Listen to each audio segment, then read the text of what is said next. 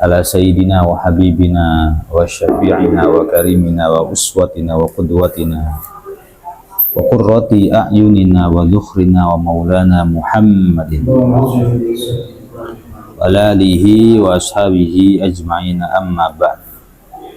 Faidatun, menerangkan tentang sebuah ilmu atau faidah.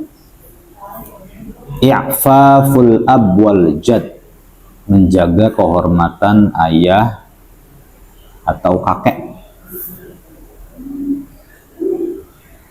Kita punya ayah, punya kakek, maka kita sebagai anak wajib memberikan kehormatan kepada mereka. Yalzamul walad dzakaran kana au unsa idza kana hurran musiron. Wajib bagi seorang anak, baik anak itu laki-laki ataupun anak itu perempuan, dan dia musiron. Musiron tuh hidupnya tercukupi, ekonominya baik. I'faful abbi wal jad al khurril muqsiri alal masyhur, yaitu menjaga harga diri ayah dan orang tua. Di hari ini banyak anaknya kaya, misalnya punya mobil 3, punya perusahaan, tapi membiarkan orang tuanya bahasanya keleleran, minta-minta ke tetangga-tetangganya, misalnya dijalukan. Di hari ini udah banyak orang. Menjaga kehormatan orang tua itu berarti menjaga kehormatan diri sendiri sebenarnya. Caranya telah dirawat dengan baik, dipelihara dengan baik, sebagai bentuk bakti kita sebagai orang tua, meskipun kita sudah menikah. Itu berlaku baik bagi laki-laki ataupun perempuan. Misal kita mendengar ayah kita minta uang atau minjem uang ke orang lain, dan kitanya musir kaya, maka sampaikan kepada ayah, tegaskan kepada ayah, ya nanti kalau misalnya ayah butuh uang, jangan segan-segan ke kami aja ngomong, gitu. Nah, orang tua bisa minjem-minjem kemana-mana atau apa karena mungkin gak enakan sama kita udah punya keluarga. Itu yang dirasakan oleh orang tua tuh umumnya begitu. Mendi-mendi, angkot, mendi-mendi, ya keleleran, kangelan kehidupannya. Anggo mangan aja susah, anggo apa susah. Nah, maka anak yang kaya wajib, kaya itu maksudnya cukup, lebih dari cukup, untuk ya'faf, untuk menjaga harga diri orang tua menurut kaul yang masyhur. Ya, musir itu artinya kaya, mu'sir itu artinya hidupnya susah. Li'anna min wujuhi hajatihim al-muhimmah an-nafaqah wal kiswah. Nah, karena memang salah satu bentuk daripada kebutuhan orang. Dik jadi nggak nih? Jadi kali-kali ngaji pakai mic gitu.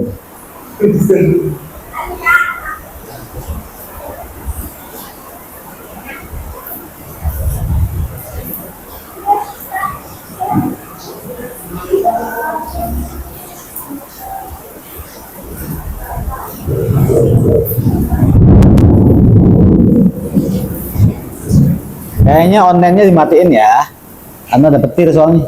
Iya.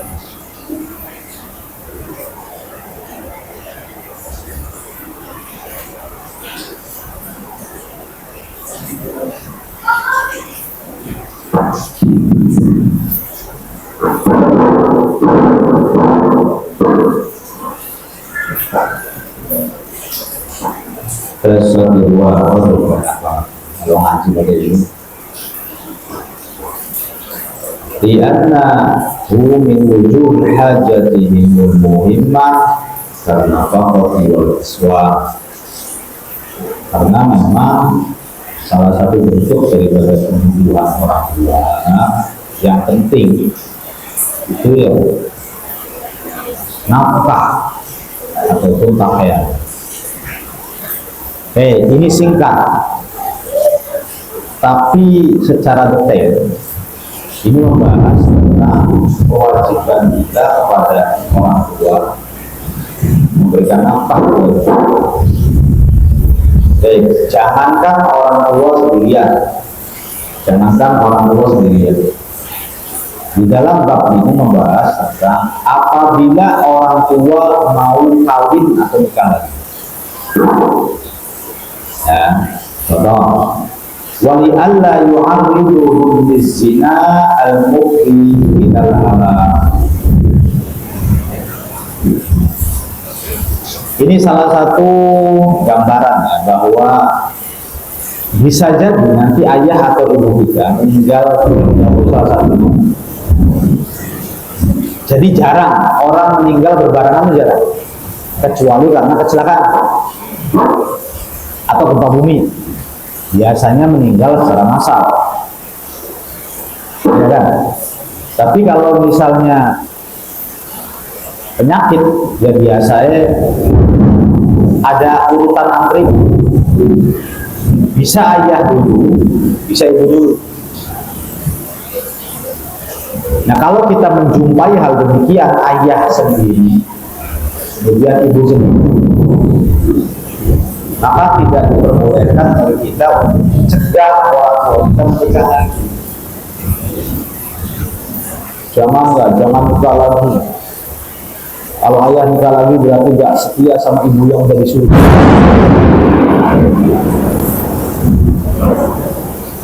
Nah, pernyataan demikian salah. Kalau ibu menikah lagi berarti ibu gak setia sama ayah yang ada di surga. Ini juga salah. Ayah itu manusia, ibu juga manusia. Ada sisi biologisnya gitu loh. Terus butuh teman cerita. Dikira orang tuh nggak perlu bersosial, menyendiri dari rumah, makan sendiri, apa sendiri, nggak begitu. Dikhawatirkan kalau tidak kita jodohkan, misalnya, atau tidak kita pertemukan dengan seorang perempuan, kalau ibu udah meninggal, pengen kawin lagi nggak? Enggak atau belawe? Beda cerita, enggak atau belawe? Pernah nawarin belum? Oh, belum. Anak soleh. Kalau pernah nawarin, anak soleh. Tapi kalau sampai jangan menikah lagi, anak kok begitu ke orang tua, salah.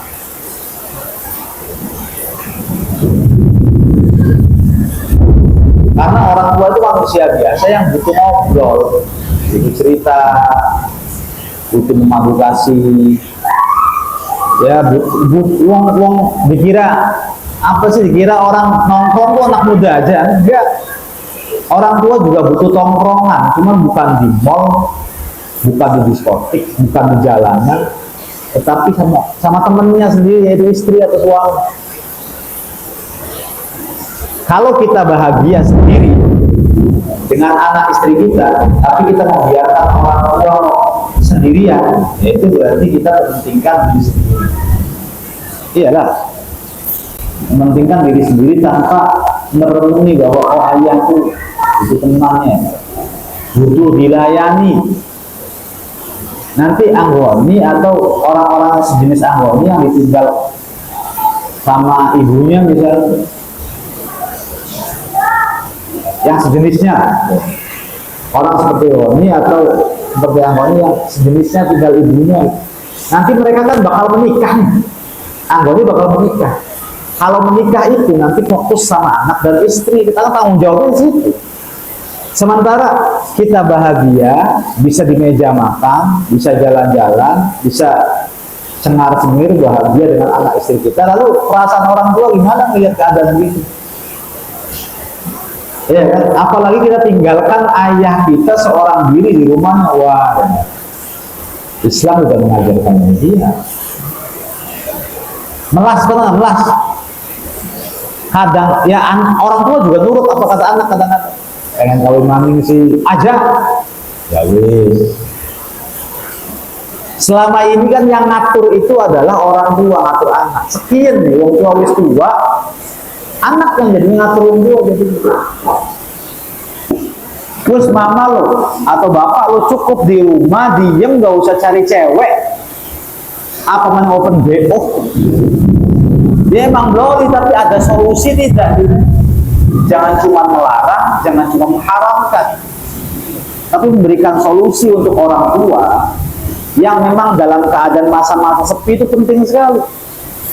Dorong, dukung orang tua untuk menikah lagi, maksudnya. Pusing nikah maning baik. Pastinya dengan pilihan yang tepat, istri yang solehah, ya, perhitungan dan kalkulasi yang benar. Jangan sampai ayah kita menikah dengan seseorang yang hanya mengharapkan harta ayah kita saja. Rugi. Ada banyak kisah di mana ada teman dekat kami punya teman dekat, tinggal seorang diri ayahnya, ya masih muda, umur paling sekitar 63-62 lah, 63-62. Naksir dengan perempuan, yang perempuan itu lamun bilang fisik baik, terus foto-foto selfie, misalnya rambutnya abang, kan orang lihat penampilan nggak, ini rada nakal dengan ini, karena nakal itu ambus rujuknya, kita boleh setuju. Jadi gini, kami punya teman, katakanlah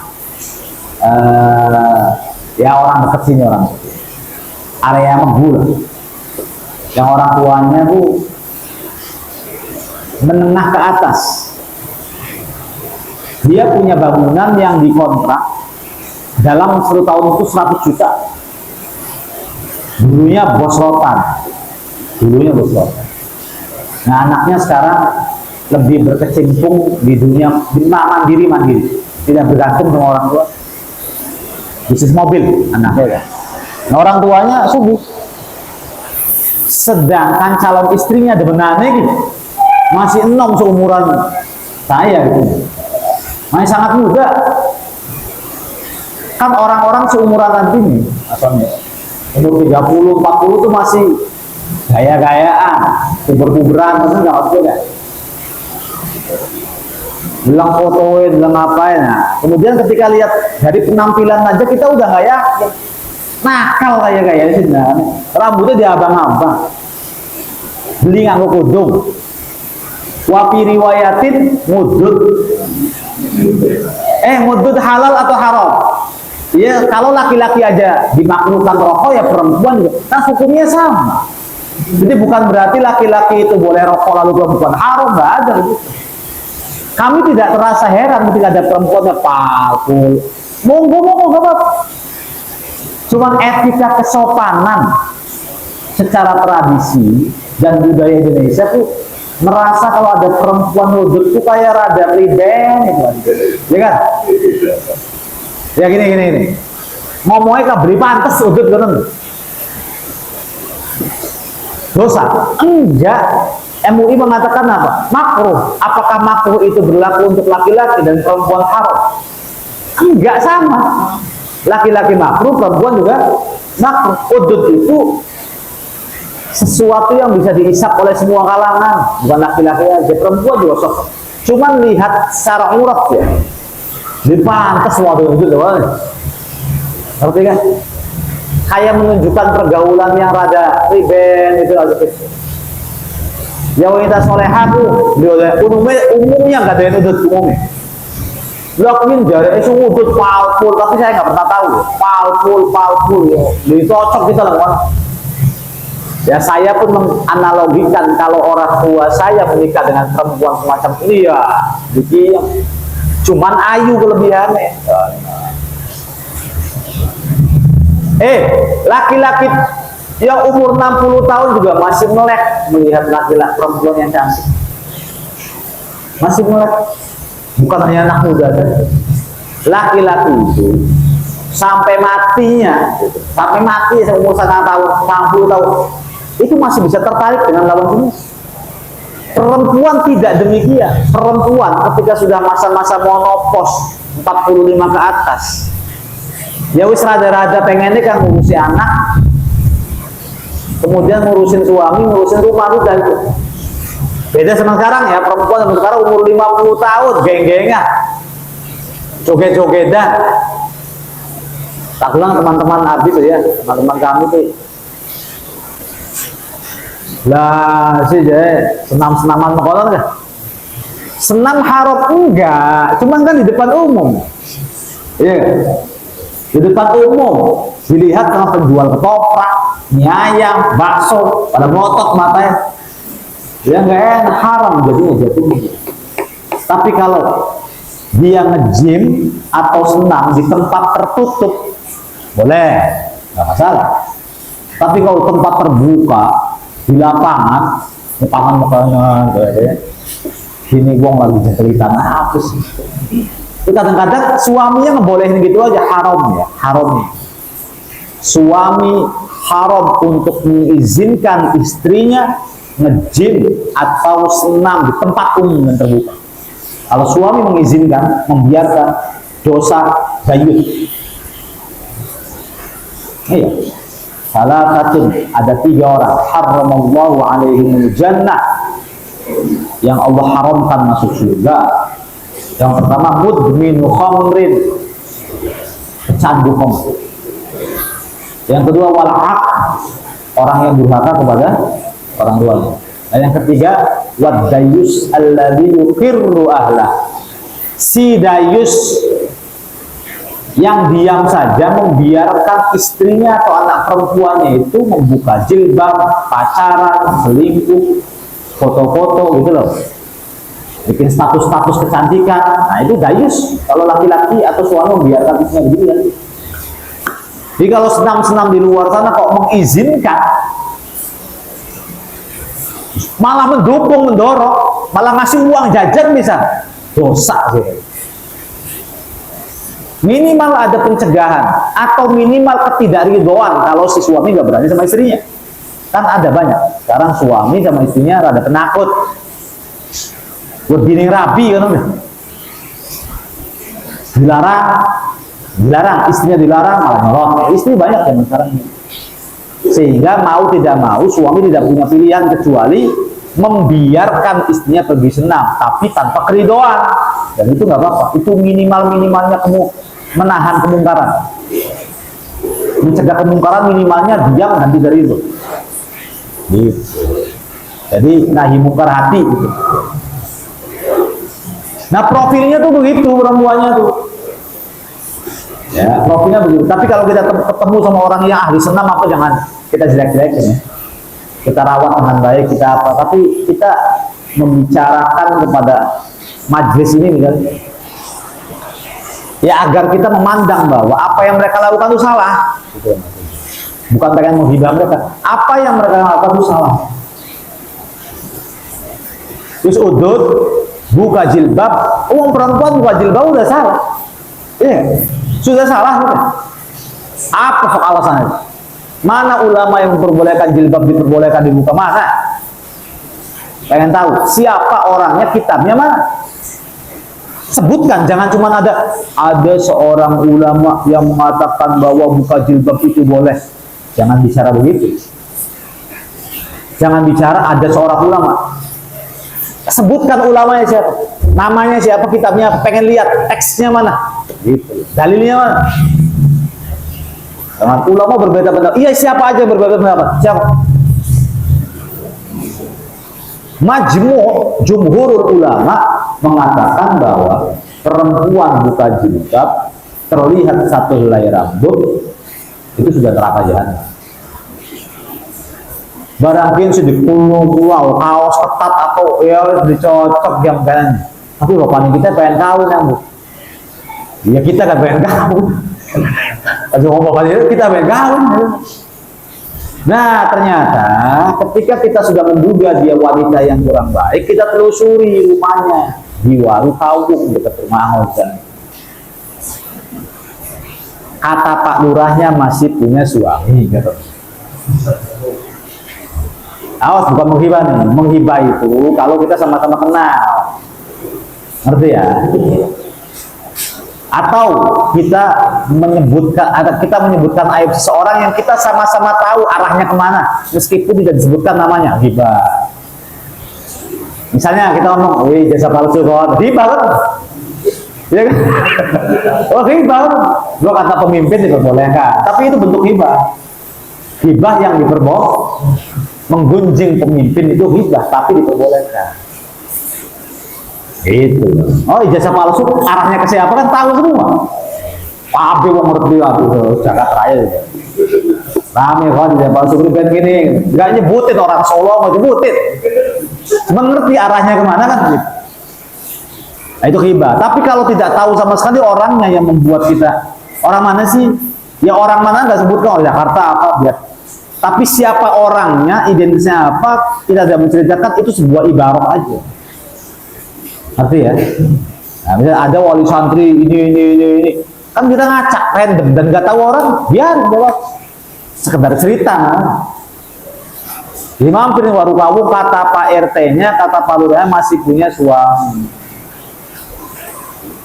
Itu.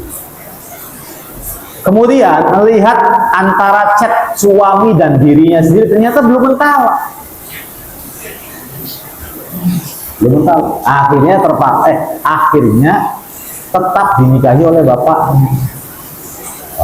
Tetap dinikahi oleh bapaknya, kawin, dan ya secara sadar, wis duit kan 100 juta dicekali kabeh dhewe, nganggo khitanan anake dientong-entongan, nganggo buka emas apa itu.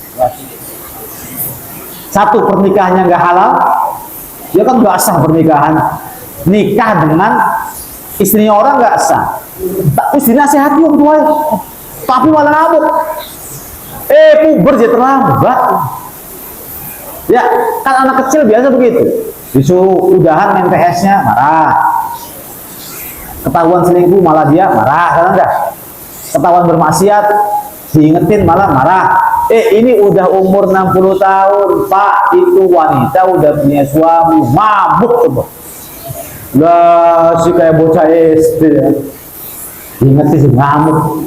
Ya, nikah beneran, dikawinkan ke kiai. Tidak ada yang bisa menjamin seorang kiai benar-benar kiai.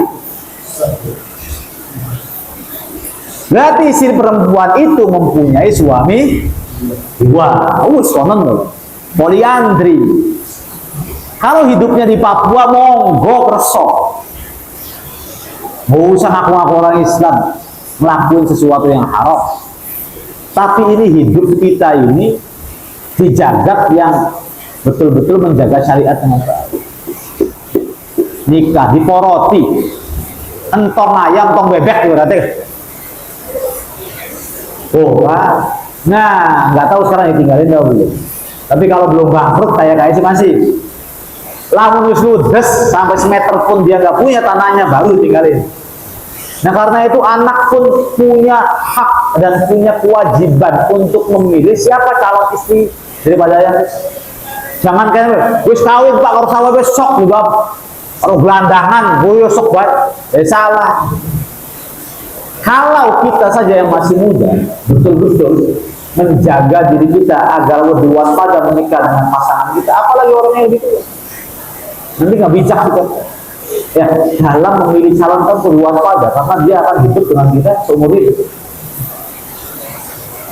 Taarufnya tuh yang lama. Awas, jangan ngomong pacaran. Taarufnya tuh yang lama. Ketika kita memilihkan anak kita untuk pesantren, dia harus lama. Jangan cuma lihat dari wong bagus, pondok kuat, brosurnya bagus, salah. Bangunannya gede, salah. Survei dulu 2 bulan minimal. Fata'ammal fi syahrin fi ikhtiyaril ustaz. Untuk memilih ustaz saja kita harus 2 bulan mengenal dia, pagi, siang, sore, malam bergaul dengan dia, mendengarkan pendapat dia. Coba wong ki Ustaz ki pengen bener dewek atau merasa salah kan enggak? Nah, Ustaz, lamun hukumnya musik itu apa Ustaz? Menurut saya halal, bahkan dianjurkan. Lakadalin, tidak ada ibarat ulama, tinggalkan. Tinggalkan. Tapi kalau seorang Ustaz kok musik-musikan, hukumnya musik apa sih? Ya haram. Tapi kita senang. Tapi itu jujur, iya kan? Dosa. Berarti Ustaz lagi berdosa. Iya, saya lagi berdosa. Nah, itu jujur kan namanya. Dia mengakui bahwa musik itu haram meskipun dia masih menjalani. Lebih baik itu ketimbang seorang ustadz yang tidak mau salah. Dia menggunakan pendapat bahwa musik itu halal dengan berbagai macam argumentasi. Ini salah Ustaz. Milih pergaulan ya pilih-pilih, milih guru pilih-pilih, milih sekolah pilih-pilih. Masa milih rabi, milih laki asal baik kan? Enggak masuk akal gitu. Berarti kita terjerembab dalam hawa nafsu. Iya gaya terhadap persoalan lain selektif. Apa ya selektif? Tapi untuk menikah modalnya hanya cinta, coba bayang. Sing penting cinta. Oh nggak bisa begitu. Nggak bisa nikah yang penting cinta tuh. Cinta itu akan pudar dengan sendiri. Termakan oleh waktu. Cinta awet-awetnya setahun 2 tahun.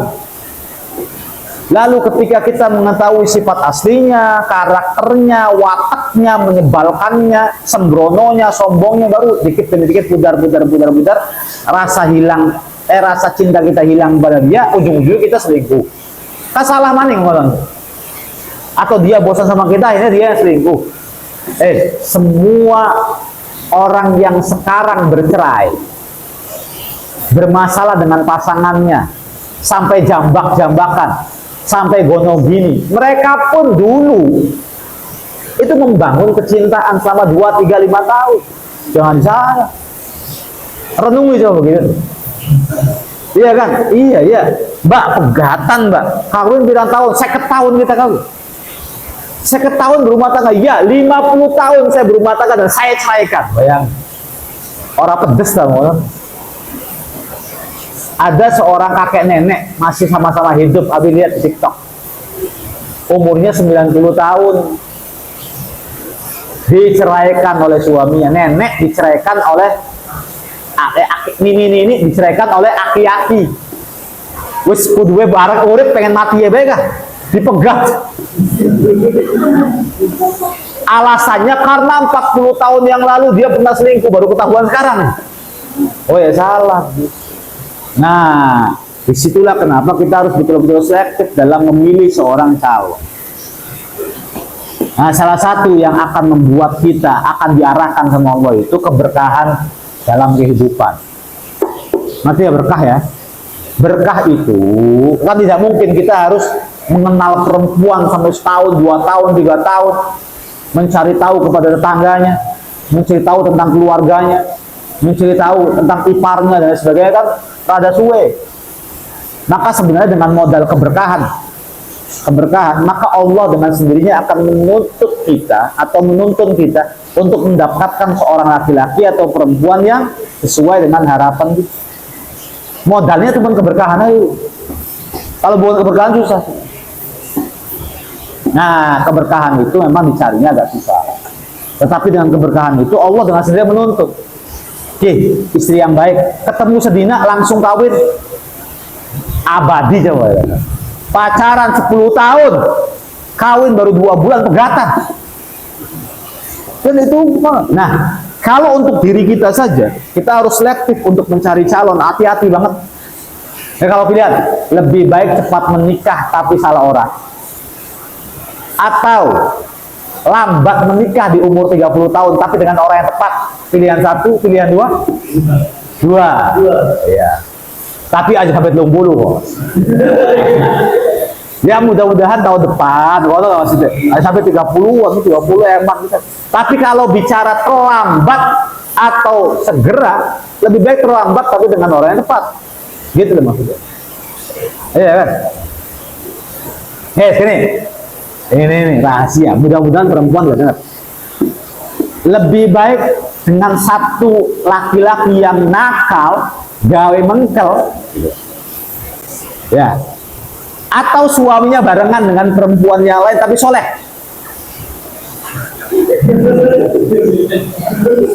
Paham nggak sih? Ada laki-laki yang dia hebat, soleh, pintar, baik dan sebagainya, cuma udah punya istri, enggak. Atau ada laki-laki yang single, kelebihannya single aja, cuma hidup masih berantakan, aut-autan.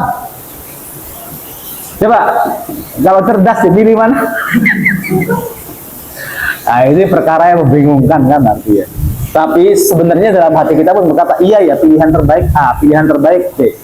Pertimbangan, namanya skala prioritas, pertimbangan. Mana yang perlu diprioritaskan? Itu. Mana yang perlu didahulukan? Antara nikah muda, tapi dikhawatirkan kita punya gejala-gejala di luar sana, lihat iparnya begitu, lihat kakaknya begitu, lihat adiknya begitu. Atau kita nikah, sudahlah, saya tolak dulu. Pernikahan saya tunda. Dengan siapapun Allah mempertemukan saya, dengan bekal keberkahan, mudah-mudahan Allah betul-betul menjodohkan saya dengan orang terbaik. Terus mending dua. Jadi bapak dianggap perawan tua kan bapak. Jangan khawatir kalau udah umur 40 tahun udah dipayu-payu, jangan khawatir. Isu gitu loh, cuma mitos. Perempuan kalau sudah umur 40 tahun nggak bakal laku, enggak. Bohong. Wong sing swidak lan sing dikawini. Khadijah radhiyallahu anha umur berapa? 40 tahun. Menikah 40 tahun dengan baginda Nabi sallallahu alaihi wasallam. Mas statusnya janda. Statusnya tidak. Nah, ayah kita sendirian, ibu kita sendirian, pasangannya atau orang tua kita yang satunya udah meninggal dunia. Kita membiarkan begitu saja, tidak mendorong, tidak mendukung, tidak memberikan motivasi untuk dia menikah lagi, itu sebenarnya sikap yang rada kejam juga. Batur butuh batur, tapi baturnya pun teman yang kira-kira bisa diajak hidup bareng. Aja diajak sengsara, bahasanya kan. Kita pengen gulati wong wadon kan bisa diajak sengsara. Ini pengen gak ngomong sengsara tapi apa? Oh, doa, kan belum apa-apa udah doa gitu loh. Saya pengen mempunyai seorang istri yang bisa saya ajak hidup sengsara. Lah. Maksudnya kamu betul-betul pengen menjalani hidup sengsara, beribe? Yang terbaik itu kalimatnya, saya mau menikah dengan seorang perempuan yang mau hidup bersama dengan saya. Gitu loh. Suka jalani bareng-bareng, dukanya ditangisi bareng-bareng. Aja sampai omongannya, sing penting anak beli wadon kang bisa diajak sengsara. Sila dia, wadon diajak sengsara, wadon diajak sengsara. Ya dikongkon pada digembel, ngemis dan sebagainya kan beres. Diajak sengsara, ya kejem. Nah, begitu juga ketika orang tua kita mau menikah lagi, maka i'faf itu wajib bagi kita. Nah, sekarang wali Allah yu'arridhum, kalau tidak menikahkan ayah kita dikhawatirkan yu'arridhum lizina al-mufdi ilal halak. Kalau tidak memberikan dukungan atau dorongan kepada orang tua untuk menikah, dikhawatirkan orang tua kita terjerumus dalam perzinahan yang menghancurkan dirinya sendiri. Wis tua-tua zina kan gak enakan. Syaikhun zanin namanya. Rasulullah mengatakan salasah, 3 orang, la yukallimuhumullahu yaumal qiyamati wa la yuzakkihim wa la yanduru ilaihim wa lahum adzabun alim.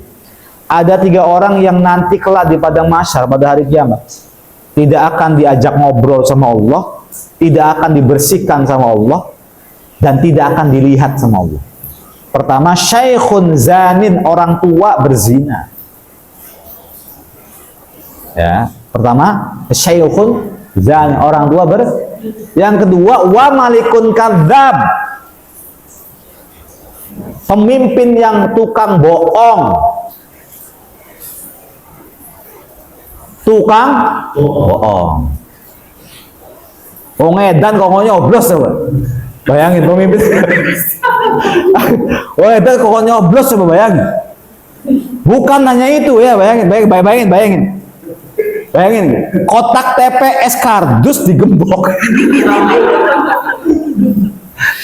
Itu nggak masuk nalar. Ini pemimpin macam apa? Nggak masuk nalar. Petugas TPS sampai meninggal berapa orang? 600-an. Tanpa ada penanganan. Bayangin. Diomongi ijazah apa? Tapi tidak mau membuktikan. Itu wa malikun kadzab. Jadi pertama syekhun zanin, yang kedua wa malikun, pemimpin yang suka bohong, Pinocchio. Yang ketiga ailun mustakbir, miskin songong, atau miskin tapi lagu kan, ngomong gede dhuwur. Ya kalau orang tua kita misalnya tidak mau dalam kategori itu, ya kita nikahkan, Pak, daripada zina. Bapak menikah lagi ya. Siapa calonnya nanti saya cari. Iklanin di marketplace tadi ngendi enggak? Di bapak nih kita di posturem kenen putih apa ganteng jowonan. Ya perlu dikoci Cirebon tuh. Terus panjang mana. Yang penting ada upaya dari anak untuk mencarikan wanita terbaik bagi orang tuanya, jangan sendirian. Gitu. Wadzalika la yaliku bi hurmatil ubuwah. Perzinahan tuh nggak pantas. Ya, perzinahan itu tidak pantas nempel pada seseorang yang sudah anggap orang tua ubuwah. Ngerti? Terus jadi orang tua aja zina kan. Berbeda dengan anak-anak masih remaja. Dosa, ya, zina dosa. Zina dosa. Inna zina la yurithu sawadal wajhi, zina itu akan menyebabkan wajahnya gelap, wadhiqar rizki, rezekinya sempit, wasu'al khotimah, matinya dalam keadaan su'ul. Yang muda mau tua sama aja, cuma lebih parah wong tua gitu kan. Arba'atun qabihatun walakinna arba'atan minha akbah. Ada 4 perkara yang buruk, tapi ada 4 perkara yang lebih buruk daripada 4 perkara tersebut. Salah satunya adalah adzambu minasyabi qabihun wa minasyaikhi akbah. Dosa yang dikerjakan oleh anak muda itu buruk, jangan diakui baik. Nggak usah ngomong mendang-mending. Wis blesak kira-kira dosa. Sira zina blesak zina. Tapi wa minasyaikhi akbah. Tapi apabila dikerjakan oleh orang tua lebih buruk. Wis tua Pak, manggu tanah sampai tangkrang tongkrong kacamata ireng geragemo. Itu kerjaan anak-anak kecil, joget-joget wis tua umur 80 tahun jadi tiktokan coba ya. 80 tahun joget-joget TikTok siapa sih gelem? Tapi ya itu orang tua muka umum zaman sekarang kurang terarah. Bisa wal i'faf, yang ifaf bi ayyu'tiyahu mahra hurratin tu'ifuhu. Salah satu bentuk i'faf adalah memberikan orang tua mahar yang akhirnya bisa menjaga harga diri orang tua. Anaknya kaya, ayahnya nikah tanpa mahar. Maharnya itu cuma membaca bismillah. Saya menikahkan engkau dengan mahar surat Ar-Rahman. Mahar itu materi. Ari surat Ar-Rahman bocah cilik kan bisa kawin kabeh kan. Apal amayata salun sih. Waduh habe apal. Ya suruh aja khotimin di majlisnya ayang kon kawin kabeh sudah mahar ya. Ya, mahar itu materi. Kalau anak tidak menyiapkan mahar untuk orang tuanya nikah, ya berarti kegila-gila bahasa wong Jawa. Kasih 1 juta, ada 1 juta. 1 gram berapa kan? 2,4. Iya, 2 gram lah, 2 gram. Ya kalau bisa 3 gram lah. 11 juta 800 berarti ya? 11 juta 200 kan? 11 juta 200. Kalau satunya 2 juta 400, berarti kalau 10 Satunya 2.400.000 ya, kalau 5 ya berarti ya 4 gram sekitar situ 9 jutaan lah.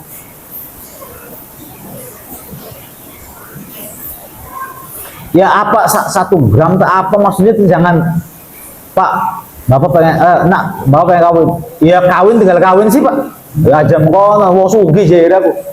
Ini kan bahasa musir, kecuali jika Anda tidak dalam keadaan musir atau memang mepet Pak, kita belum beli duit Pak, ya usah apa-apa buat mau beli duit aja dipaksana.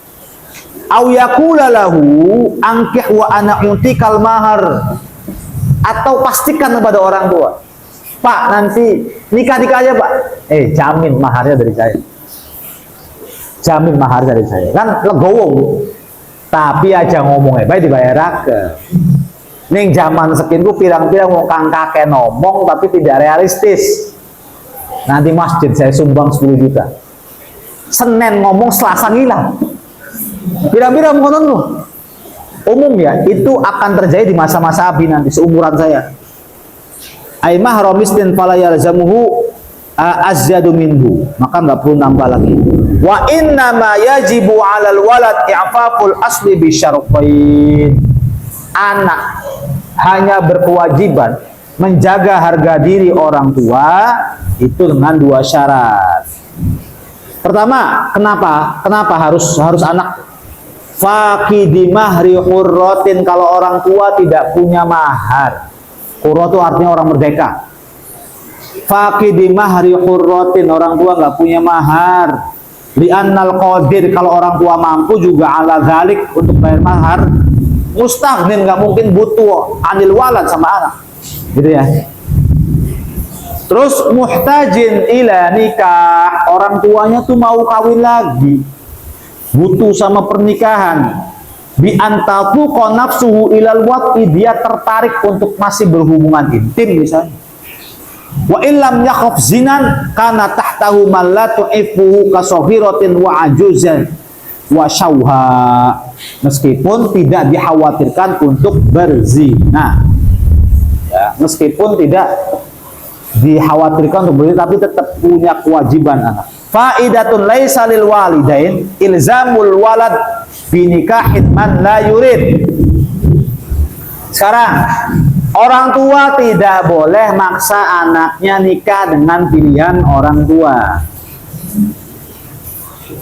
Laisa lil walidain ya ilzamul walad binikahi man la yurid. Tidak diperbolehkan bagi orang tua maksa anaknya untuk menikah dengan seseorang yang dia tidak mau, gitu loh maksudnya. Nggak mau sih Pak, saya nggak mau sama dia gitu. Maka nggak boleh, haram bagi orang tua memaksa. Qala Syekh Taqiyuddin radhiyallahu innahu laisa li ahadil abawain ayyul zimal walad binikahi man la yurid. Nggak boleh orang tua maksa anaknya untuk menikah dengan perempuan atau laki-laki yang tidak diinginkan oleh anaknya. Wa annahu idam tan ala yakunu aqad, kalau anaknya nggak mau maka anaknya tidak dianggap dur. Nggak mau Pak, nggak mau. Kalau kamu tidak mau menikah dengan pilihan ayah berarti kamu durhaka. Oh, nggak bisa. Ini ya. Idam tana ala yakunu aqad, kalau anaknya menolak dan tidak mau maka anak tersebut tidak dianggap dur. Siti Nurbaya apa? Jodohan Nurbaya apa?